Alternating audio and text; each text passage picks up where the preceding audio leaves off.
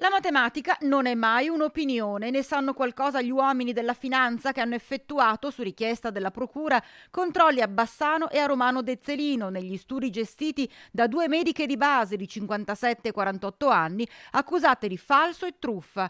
Pare che le due siano responsabili di falsa inoculazione di vaccini anti-Covid ad almeno una ventina di persone per avere il rilascio del Green Pass in modo fraudolento. A proposito dei numeri, dalle verifiche delle fiamme gialle, infatti, le fiale di siero rilasciate alle due professioniste dall'ULSS non corrisponderebbero ai vaccinati nei due studi, un numero quest'ultimo nettamente superiore rispetto alla dotazione reale di vaccini. I fatti sarebbero riconducibili al periodo tra settembre e dicembre 2021, in piena pandemia.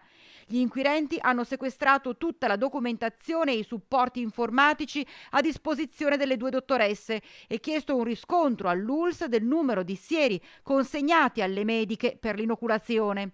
Non si esclude che verranno sentiti anche i pazienti coinvolti nella falsa vaccinazione che, se confermato il loro coinvolgimento, rischiano la denuncia.